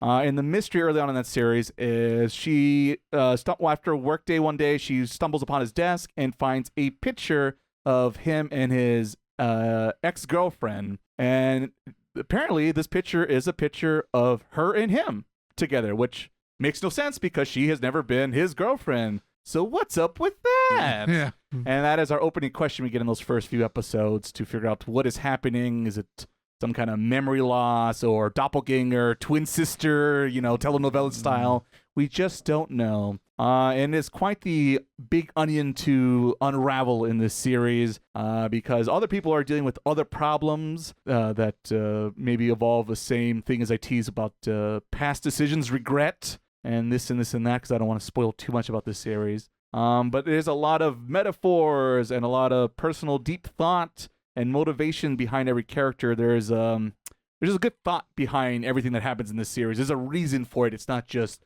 a coincidence or I think it looks cool or something like that. There's a big, deeper meaning behind it. And as a English graduate and who leads a lot of books and literature and references and this and this and that, I found it to be the most interesting, smart show to watch in the last year because of those reasons. Like I said, a lot of character development and unwinding maybe would be another way to describe the certain characters definitely go backwards perhaps. But yeah, really good show. It asks you to pay attention. If you bust out your Switch and watch this series, you're not going to appreciate the little things that show does very well, in my opinion. And yeah, so if you're an anime expert like myself, and you're looking for something a little bit different than your typical high school romance shenanigans, this is something for a more mature audience who are looking for something a little deeper in meaning, maybe something they can relate to. Once again, as an old man I am these days, I could see a lot of parts of myself reflecting about these characters and situations they find themselves. Has a little bit maybe supernatural elements to it, perhaps. Yeah. Mm-hmm. The ending, maybe a little gobbledygook, happy ending-go-lucky, but everything until that moment, pretty good stuff. Yeah. And is a reason why you should check out Kulong Generic Romance. A bit of a weird name, but it's in the episode description of this podcast if you need a quick copy and paste to put in your Crunchyroll search bar. So yeah, that is my second favorite anime of the year. Alrighty, Frank, it's time. It's time, my friend, to tell us what your penultimate anime of this, I was gonna season, but it's more the whole year is. Yeah, I'm gonna have to go with Vigilantes. Vigilantes reappears on the podcast. Yes, easily could have been one because, like you said, it wraps up nicely. It doesn't need a season 2. Every time I put that opening on, I help it out, Frank. It's just, I got you, Frank. Brings back good memories and actually some bad memories. Because while I was watching this and my number one, my dad got sick, so I was in the hospital. But thankfully he came out fine. That's good. That's always good. Then I finished it, so it was sad for a moment, but then it turned out to be a good memory. I don't want to say too much because you talked about it. It's just it had some good moments, like where they go into his room, where I kind of found it funny how that pop star was it? I think so. Yes. Pop step. All she does is jump. Yes, that's her ability. It's like you're just there to commentate. Hey, she's part of what's the secret government from One Piece? She can do the double jump thing they can do. Oh, what do they call it? I forgot. Yeah, I forget. Anyways, I really like how it ended because up until like maybe the last or second to last episode, you really don't know what's going on at least much and it's just suddenly like bam, oh this person's related to me, right? And then, bam, this is what happened, and like damn, it makes sense why he's doing what he's doing. Damn, Batman's got a good point. And then it just had like a kind of like how it ended with the Shoto ending. It had one of those scenes like that. Ooh, that's true. So it was just an anime I highly recommend. I already recommended it to my friend from work, and he liked it too.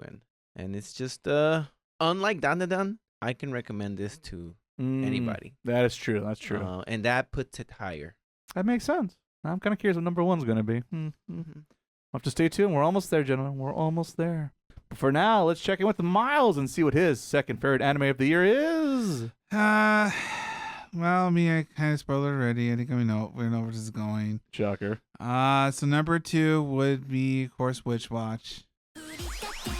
Really? Covering everyone here. I'm a good producer. Yeah, I know. I accidentally twice. I want to get into that. But opening's so damn good, you have to put it on the sort of double dipping, brother. Well, tell someone to make a better opening next time. There you go. But overall, the show, like Ray mentioned before, it's great. It does balance a lot between being a silly, fun, silly nonsense show, and then when it gets serious, it gets really serious and goes back to being funny, but like in a very methodical way, so it doesn't like like going, oh, this sours the mood or whatever, like oh yeah, this happens, this is an important plot moment, then we go back to silly shenanigans. But it has a good we do have here like a good what's the way you would say it's a good way of ebbs and flows. It goes out, it has highs and lows. We're doing silly things, and I'll say, oh, this is important, this is important, and goes down. And even more so because be honest, when I started watching shows, like, well, let me read the manga, and I read most of the manga. Well, it does a good job. It did. The anime worked. Surisha's very happy with this news. And I said I am appreciate some of the episodes, like they actually because they're like the anime pretty much is like 4 little mini episodes in every episode basically. Yeah. But someone actually got animated, which I thought was a shout. Like, yeah, they actually someone let them do this. The silly ones, they did the dramatic ones and the silly ones. And the ones when I understand it's a copyright problem, like, yeah, no, I know why. No, that's no, you can't do that. But I do appreciate the slight Shonen Jump jokes they have in there. There's a decent amount of Shonen Jump references. So if you're a Dragon Ball, Naruto, Bleach fan, imagine Dragon Ball, because everyone's like, when Nico tells everyone like, oh, look at do everyone fly around into space, and everyone's like, talking about other kids will fly in there, and they're literally just flying around Dragon Ball Z style. And literally showing like flying Dragon Ball Z, and you see the teacher arms on the side, and you see the teacher just looking like, that looks fun. I wish I could do that too. And she's like, all right, because she's like a big old anime otaku nerd. Yeah, but she's like, but I'm a teacher first, right? But she kind of looks up like, oh, wish I could. That looks fun. That could have been me. But like I said, the show, there's like so many things to think about. Like all the characters are great. They balance each other very well. It's like a good cast, good mix. I didn't know I was gonna say it, but it's almost close to Yu Hakusho's group in a certain point in context. Closest to but like those are two different. Like one's a boys fighting club, and one's just we get up to shenanigans. Yeah, but like you said, but the lines are clear. We know, end of the day, it's pretty much Nico and Morihito. No, there's no weird yes, there's no weird love triangles. Yeah, it's just which is a huge thing for me to really like. Everything straight to the point, and we move on. It was more time for silly shenanigans instead. And that's what it allows for her. Come on, girl, you got this. You can get them. Come on, they're just cheering her on. Like the best one's the Kind of Nico YouTube channel. Oh, that's a good side hustle. And then when when everyone turns to girls, and then they did the Ranma episode, all the YouTube things that you do if you have the opportunity and to get in trouble, and it's like, and then just a callback to them. Like, yeah, we're sorry. Oh, the Japanese apology video. This is my brother's channel. We're sorry for. My favorite cute, realistic one, since we have the extra time, is the one where you get the little Morihito that pops up on his head, and that's how I'm getting choked up about it. Yeah, it shows his feelings. Yeah, and she looks at him because, like I said, when he's very stoic and calm, has no poker face going on, and he's like, "Yay!" So it's a cute episode. Yeah, and they're like appreciate moment, like the small little character things. I know, and especially his kids, because he's just stoic. No, he's right. But there's more to him than just exactly. He does like jeans. He loves his jeans. He loves them jeans. No, boys. Let me tell you how. Let me tell you how the jeans are. And he can be quite the nerd about that shit. No, you understand. You got to wash the jeans. You're stretched. It's like all the silly things to think about, right? Oh, great show. And that's why it's number 2. Okay, so it is on your top 5, but I'm surprised not 1. Yeah, that's also a good point you bring up, Frank. What? Oh boy! And he brought up, there must be another cute girls doing cute things we forgot about, Frank. The answer might surprise you. We'll have to see. All right, John. Before we get to our final favorite anime of the year, and my Google Docs decided to close on me, bad Google Docs. All right, our final personal awards are up to bat, gentlemen. And once again, I'll get us started. And this is a bit of a nostalgia pick. I am the Sourdough Shonen. I have to use my old age and my wisdom to advantage and let the people know about a great little anime movie that they might have missed that came out probably 20 years ago now. We're pretty close to it. And we talked about it back in episode 67 of this very podcast. And my last award is Absolute Cinema. And it goes to Satoshi Kon's Paprika. Okay, of course it did. Because he's the master of transitions. He's the master of storytelling. He loves transitions the heck out of that thing. He was a brilliant, brilliant man, and it's a tragedy we lost him so early. Yeah. Isn't that a seasoning, paprika? It also is a seasoning. You made the same joke too last time. Well, consistent. Oh, he wasn't paying attention that time. There you go. Double dipping. But yes, for those who want something spicy and tasty on their anime must-watch list, add this movie to it. We got Andy, our non-anime co-host, to reemerge from the shadows and join us and talk about it, and he also enjoyed it. So if you can get a non-anime fan to like an anime, it's doing something right. And it's very. Do you like Inception? It's just that, but also it happened before Inception. So you tell me who stole from who. Mm-hmm. And also a little Persona 4 and a little bit here and there. There's always room for a little Persona 4, I always say. And it deals about story about dreams and the power they can have on our lives, and also maybe the negativity, the bad stuff it could also influence on our lives. It just depends on our perspective and each person, how they see things and this and this and that. But yeah, a lot of deep meaning behind it. Gorgeous animation. This is made by Studio Madhouse. If you're a bit of an anime snob, maybe that name will recognize with you. And yeah, it is. I had to think, but yeah, it is indeed sadly the last Satoshi Kon film we got. And when I first saw it, I was kind of it was good. I liked it, but I didn't love it. But because of that podcast episode, when I rewatched it, I finally have a real true appreciation for that movie, and it's great, really good. It might even take place for my favorite Satoshi Kon film. I have to think about it for a minute. Mm-hmm. But yes, if you somehow have not seen Paprika from, I think it's 2006 or 7, add it to your list. The sad part is I don't think it's not available on streaming. Oh no, it's on, what is Andy's fancy monocle snob movie thing? The Criterion? Criterion. That's the one. Well, it's not like a video game studio. But yes, it's over on their subscription service, or you can be like me and just have the Blu-ray, pop it out whenever you fucking feel like it. What's a Blu-ray? Indeed. Well, you get a Plex server, that also will fix that too. All right, so that is it. That is my last personal award for 2025. But now it's time for Frank to reveal his last personal award. Okay, how do you judge best openings? The song or the animation? Both. All right. That's the wrong guy. It didn't help me. Okay, so it's One Piece. Oh. One Piece. And I wasn't gonna add it to the list because I feel like I would just be adding One Piece every year. It's always a nice opening. It's always something interesting enough going on that they have been pretty for a while now. It would just be there. Which one are we talking about? If I'm not mistaken, it's opening 27. 27. Is that the Kuma one or the newest one? Not the newest one. The one right before the newest one. Okay, the Kuma opening. The one that starts with like a bubble O. So just the opening, it's really catchy, and I like the animations that go on. And then I did like the Kuma story, so I was enjoying seeing those scenes. Doesn't hurt. And then just the whole season that what's going on ever since Egghead, I really been enjoying. It hasn't been felt too slow, which is my biggest pet peeve about One Piece. Which I'm glad now they're right. They're going seasonal. I hope that fixes that part. Plus, the animation gets better. I was not gonna add it to the list, but again, my nephew, we were just watching videos, and I was just showing him videos of Gear 5. And he was like, "Oh, show me another one." And I was just showing him different fights of Gear 5. And I'm just put the episode. Just put it on. And we started watching it. He was just like really into it, and I'm like, "What's going on?" Oh no! And he, like I said, he kept asking questions like, "Is that the mom and dad?" And then he's like, "We had to go somewhere, and we were outside, and it was like, hey, do the Nika dance."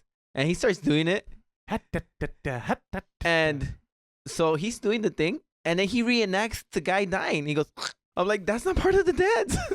He's learning.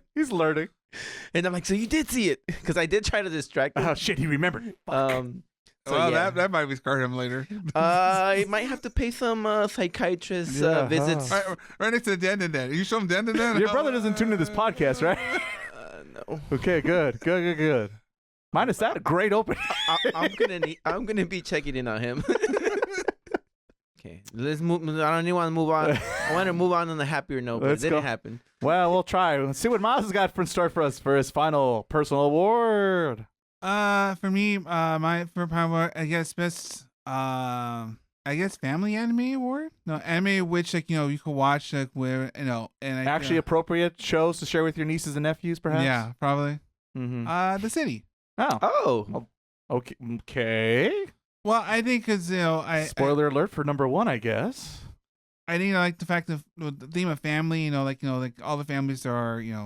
They showcase one family being very particular. The ones who run like the liquor shop next door to the restaurant. The restaurant. That family is, and all have quirky, their own like weird, Yes, with the brother who was always just like too cool for school. Yeah, with coffee. Always for some reason doing a pose. And then and at the real story about the little sister dealing with a friend who's moving away. And that's underneath all like that's the most serious thing that happens in this series. Yes, because it's like over a summer, right? And then it's like the last summer together. And I do like the fish like the dad. No, families are being the family, I guess. Because it's very weird. You never see them much, like what the parents are up to, or the other sibling that's just in the background. The dads are going together, getting beers, and just like let's remember some good old days, right? I did like that part. They were last in the race, and now they're in second place, and they're drinking, and they're just flying across them. They're like, we're done. Stupid. But I do like the sense of like because I mean, Nichio kind of does a little with some characters, but the fact that you were doing like family, like a city, right? Like, it's a whole community because everything connects to the end of the day. It might focus on these certain characters, but they're not like they're not disappear for the story.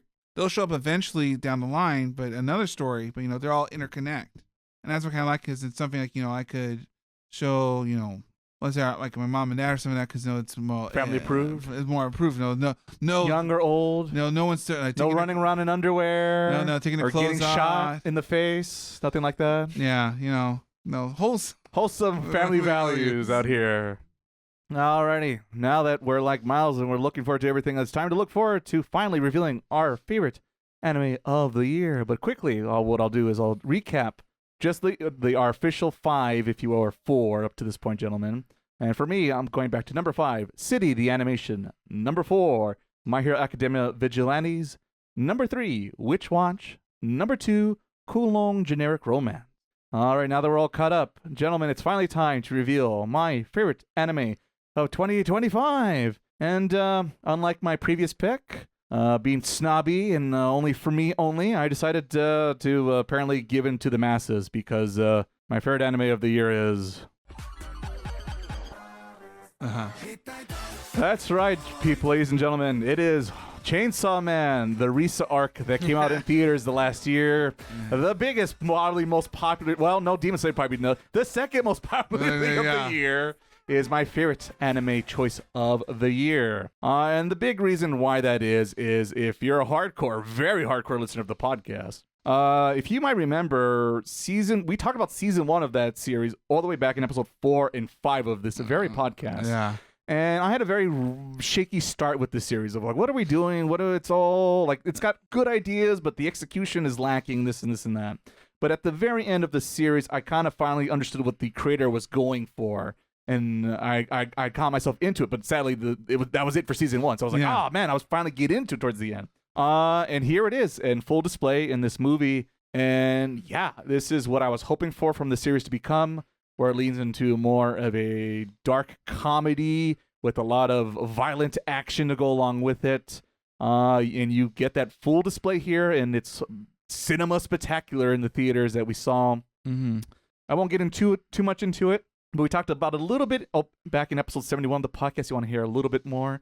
But yes, we're back to Denji, who finds himself working for the supernatural agency. Public safety office. That's what it's like, a very generic name, which I like. That's the other silly thing. I like everything is very plain sounding, but like it's over the top and crazy. This world of demons just roaming about and slaughtering people, and it's just a Tuesday, and stuff like that. And that's very much the vibe in this movie and the series in general, is where life almost has no meaning because it so quickly could be snatched away from you by just the daily occurrences that happen in this world. But lucky for our main protagonist, who has the Chainsaw Man ability, which is the secret thing that everybody wants, and we still don't really even know why that is just yet, even after this movie. Yeah. But he is a very popular guy, and people want his abilities, and he's surrounded by other kooky cast of characters, the other demon Power, who is a ball of wacky energy. Yeah. The more very the Sasuke of the group, The real one. Yeah, who's going through his own stuff, and time is running out for him, you could say. Yeah. And we get the new arc, this movie with the Risa, shock with a name like that. And yeah, it did what I was hoping for, where it was gonna have a like fake out midway through the movie, and it did, and it was kind of obvious, but not obvious. It just did just the right amount for me that it worked for me, and I was like, yeah, when it finally, because there's a scene that if you know the movie, that it's on all the memes on the internet. But I thought that was like a very cool shot, and it signified finally the real movie begins now, right? Yeah. And so it was a good twist. And the action, the violence, it does a very good job. And it's a hard thing to do, to balance ultra violence and try to make a joke out of someone getting massacred to bits. But it lands that strike every time. And so it's one of those, like, you're kind of like grossed out by what just happened, but you're just kind of laughing because characters' reaction to the situation and their jokes, and not taking the scene as serious as they should be, and this and that, making quips here and that. And yeah, it does, like I said, it nails that aesthetic very well that other shows try to do. Jesus Christ. And it's really good, and the ending is spectacular. Yeah. It is very much a cinema ending to the series, which I was hoping it would do. I thought it would play it safe and just do the safer choice, but it doubles down on being like, this world's fucked up. Yeah. And so I definitely liked the ending as well, and I look forward to more of Chainsaw Man, though I know a little bit because I know Miles already brought up on the podcast that series kind of changes, but I'm curious how far we'll get with our current concept of the series with the characters we're introduced in these season 1 and now in this movie. But really, really good movie, good beginning, middle, of end, and I hope more anime projects have this much focus into its characters, the world.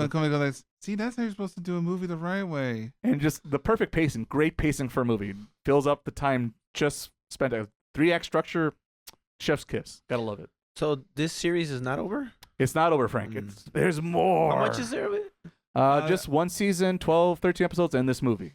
Yeah, the next part is supposed to be a TV show again. Oh, yes. And we're halfway through this part. So we'll see. But yeah, there you go. I gave in to the masses and gave Chainsaw Man and the Risa arc the pass this year in 2025. But let's see who's taking up the gold for Frank. Frank, what do you got for us? Like I said, it could have been the last two, but just to not delay this any longer, it's To Be Hero X. Oh, right. I think the last time we talked about this, only the first half of the series had came out. Yes. And I was also thinking some of the things you mentioned back then where I don't know where it's going. I don't know if things. Yes. And I guess to answer those questions, it does tie things up at the end. So I appreciated that. I liked all the stories, but Vigilantes, that's the most complete one. Mm-hmm. Dandadan, it's one story, but it doesn't finish. Right, there's more to come. And this one, technically, you could say it does finish, but there is more. And it's going to be like a 2-parter, and I don't know when it's going to come. Right. Do you know anything about it, about what's coming up? Mm-mm. Okay, I'll explain a little bit about it. I think you guys saw where they went into like a tournament. They announced tournament. We're halfway through. Okay, I didn't get very far personally. Okay, so I'll briefly explain it. Basically, this season, it introduces you to a bunch of characters. I think you do end up seeing all the characters in the opening. But it's still not connected. You're still not sure, like, why are these connected? Why are they showing me this? And then in the end, you kind of notice that once you make to the top 10, you get to enter the tournament and you get to fight to be X, the hero X, which is basically the number 1 hero. But X is the one that ties everybody together. I won't say too much about it. It's not even that great. I just don't want to spoil it too much. Yeah. And I think it's interesting because what they have said about season 2 is that it is not written what's gonna happen. And I guess I don't know where this series is made. I don't know if it's China or it's a collaboration Korea. from what I remember. But basically, what's gonna happen? I think it's interesting. It could go very good or it could go very bad. Two extremes. So they introduced you to all the heroes. So you have all the heroes, and there is this Twitter, and basically the winner is going to be decided by who votes it. And I'm like, is that a good idea? Sounds terrible to me. So I don't know. I don't know what that means. I don't know if they have a sort of an idea what they want to do, or if they're just gonna tell us who. Yeah, you're voting. yeah. So I thought that was interesting. But even if you don't have a season 2, I really enjoyed it. The opening. Sometimes I just go look at the opening, kind of like the Vigilantes. I go look at the opening. The action was fine enough. I like most of the heroes. Some of them were like meh. So I do like it when I like the cast. It helps. Yeah, it helps a lot. And it's one show that I do want to go back into it because once you see X's story, you see where he kind of interfered, and I just want to see if they did add those things when you first see it. So I think I noticed maybe 1 or 2. I just want to see if there's more. So I liked it a lot. I know you guys didn't like it too much, but for me, it just hit all the spots. I feel like it was a show made for me. Well, that's always good. And you enjoy it, Frank? That's what matters, Frank. That's what matters. I am a little interested going forward because it's when it's like well, I gotta see where this roller coaster ends. So that's a thing, but that's like down the line because I may have to start over again because it's one of those animes that you have to watch every single thing. Like this is be important later somehow. And I think there's like a timeline, like how certain events happen. Probably. Yeah, it does jump a little bit funky. Is there anything else, Frank? Final thought. The dog story was not bad. The dog story. It was worth it. The famous dog. I never saw the dog. It was that tease in that opening.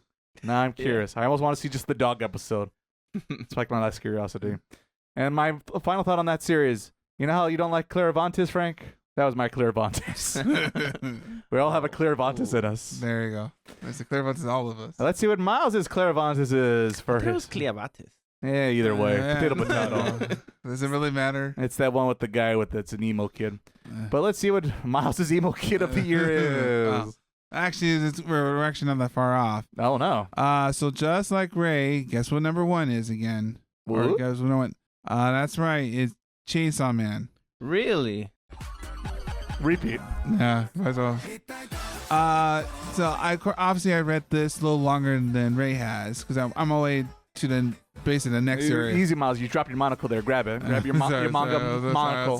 Sorry. He's better. Yeah, so I know. But, I've seen all the adaptations. I know the creator personally. Well, I am surprised that I was worried because how they did season 1. I was worried how this would go considering switching formats to like a movie format. Yeah. I was concerned about that too. But it worked out pretty well. And it's the best way to cover it because it's hard because some arcs, just Chainsaw Man in general, some arcs work better as movies. And some are longer and shorter. Some you could do like a TV series. Like, the last part, because there's we're halfway through this part before we get to the next part. I don't know how we're going to do the last part unless it's a movie. Because it's a long, we have to get so many things to happen to get to the next part from that from that the ending, I guess. But beyond that, the good pacing, the characters are available. Poor Denji's his life sucks, and just unlike like we mentioned at Jujutsu Kaisen earlier, kind of play little kid. No, the public security office sucks. Wow, turns out working for the government's not fun. And it's like you can die any day, and because of that, everyone's like, yeah, that's just how it is. It loses its value and meaning, perhaps. And the crazy is the one happy poor Chichi's one happy moment, and of course reality says that ain't got a TV show to do here. And it's just and the way how they play that arc out the way it did, and you go, yeah, of course it plays out the way it did. But animation wise, the pacing, the character development, getting to certain plot points.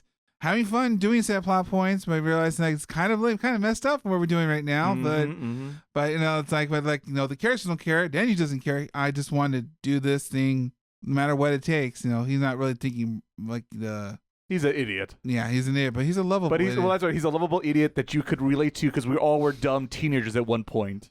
And it's like in season 1, it's like, no, but this is why I'm looking forward to.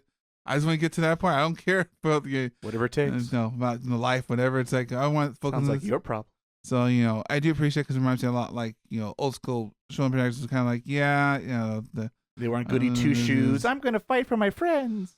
and it just overall it was the best movie. So better than at least the Demon Slayer movie because it was fine, but very different. Very different. Well, yeah, obviously it's an ending to a thing. Yeah, and there's multiple parts of it. Like, this is the beginning, middle, end. Because this is we're ending this. We're going to the next part. Yeah, you could kind of watch this movie without watching the TV show, but I wouldn't recommend it.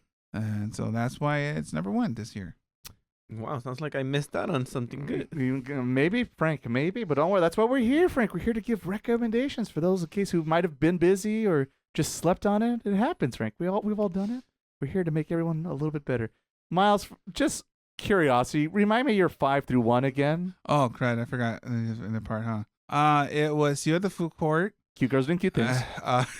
Amanka's Really Wonderful Workplace. Cute girls doing cute things. Oh, Okitsura. Cute girls doing cute things. Witch Watch. Cute girls doing cute things with a couple guys at least in the background. and Ultraviolence, the anime. This is quite the list you came up with this year, brother. That the juxtaposition of it all is quite the scale you got. This is quite the... Well, Rise's in it, so I guess does that count? She's a girl. She kind of does cute things and also a lot of not cute things, I would argue. Well, and I said that's what you appreciate. That's why you appreciate the opening more because they tease it just like I get it. Some of those choices I expected, definitely not in that order. That's for sure. Would have lost the farm on that one. I'm gonna say that. Would have lost the farm on that order of events. You watch? I give you like the last couple, like 6, 7, 8. No. You made your choices, brother. We all made our choices. We can't go back. We can't unless we can find our own generic romance in Kulong. We can't go back. See, I would have rated that, but I just didn't like the guy. But that's the point. You're not supposed to like him. He's a jerk. I don't like anybody in that show. There you go. Well, you didn't like. Yeah, what do you know, Mr. Hero X-Man? Oh yeah, I'll stick to my Mega Man. Thank you very much. Yeah. If I want my X, that's where I'm gonna. He's gonna give it to me too. 2 references in one. Full Metal Alchemist. Huh, I didn't expect Frank to pick the red hair this time. Well, you wouldn't know Frank is a thing for redheads if you listen to our social media. Social media? Like Bluesky and Instagram? Yeah, even YouTube shorts. Whoa, again, this podcast is doing like podcast things. Well, whenever it's like, the funny things that we say or hot takes that we have, you can find all of it on social media. And they don't even have to wait 2 weeks? And they say old dogs can't learn new tricks. Woof. Full Metal Alchemist. So there you go, ladies and gentlemen. That was our favorite animes of 2025. We can say animes. Ugh. Never say animes. It's just on truth, I tell you. Japanimation? Yes, Japanimation. Yes, that's the real one. That's the one. I go every time I go. Oh, that's we gotta find better words than that. Wait, where's Otakan? It's like one of my Japanese animes. You're right, Otakan. You're absolutely right, sir. So yes, there you go. Hopefully we got some new things we covered. We had quite the scale and different genres going on this episode of the podcast. Give a little taste of our co-host and what we're into and what we're not into, perhaps. I might surprise you sometimes. Yeah. Yes and no. That's the interesting thing. So predictable. And then I play Dark Souls. That last pick. That's Sure you do, brother. We just know you're just Uma Musume fan. That's what the podcast has told us. I was thinking it was gonna be Uma Musume. I know, right? That's at this point. I almost anything else. Oh well, there goes the farm. I don't like that cow anyway. All right. Well, let's see as we slowly ponder that list. Let's ponder what we're gonna do next here on the podcast. And with 2025 done, it only makes sense to tackle 2026 because our next episode will be our preview anime season episode, where each of us will bring 3 new animes to discuss and preview, and each of us will then pass one of those shows that will then later on get a full review and spoiler talk here in Otaku history. So look forward to that. I haven't seen any of the shows. I do have a short list, and I'm going to try my best not to pick the obvious front runner because it is a series. I pulled a Miles this season because I've read the manga of this one. Oh, pick up your monocle. I know. No, Thank you, brother. Thank you. I feel so much smarter with it on. And I'm sure the next episode after that, there's a couple shows from last year, gentlemen, that we haven't checked out. season 2 wise. And I also know this season of Winter 26, we also have a lot of season 2s. We got our timeline. We got a lot of fodder for this year. We have a lot of potential content after this season of season 2s with Triguns. Is Oshinoko also? Oshino's going on. Jesus Christ. Vigilante. Oh my goodness, they're going to be eating so well. It's Time to Torture Princess. Oh, Jesus. Just a buffet of anime season 2s coming our way. I just found out today, apparently Rachel comes back in spring. Well, there you go. Hopefully it'll be better than that last season. That last season really swing and a miss for me. Won't lie. But we'll see. Hopefully we won't mess up and swing and a miss for you listeners next time here on the Otaku podcast. But of course, before we officially check out of here, I must thank my co-hosts for spending their time with me, sharing all their favorite anime. So thank you, Frank. Thank you for sharing all your family-friendly choices, as always. Being the cool uncle. Yes, the very cool uncle. And maybe troublesome brother, perhaps, also. Y'all knows you might save for the therapy later on, but, other than that. If you start saving now, Frank, it'll be a lot cheaper down the road. A lot cheaper. So my uncle's the one to send me here. Yeah. It's on him. Send the bill to him. And brother, of course, thank you for bringing your very, very interesting top 5. My unique choices and decisions. It almost looks like did he? Is this the same person? Does he has a split personality or something? At least I'm consistent, and I gave in to the masses. I argue all my anime had cute girls in it doing cute things. Minus of course, killing and doing, but then that's a whole different. That happens. Sometimes relationships get take a turn for the worse, perhaps. Those rescues, am I right? Indeed. But of course, our biggest thank you goes to you guys, our listeners, for hanging out with us, tuning in, listening to us, all get in our little ponies and giddy up and then pull a victory in Uma Musume if you're Miles also. I swear I'm going to get off that horse game, I swear, in 2026. That's my New Year's resolution. No more horse girls for me. And look forward. And the bets, and he lost in the next week. Oh well, we'll try. And I thank you guys, and hopefully you guys check us next time. And I look forward to that. Until bye, people, bye. Bye. Frank's tired.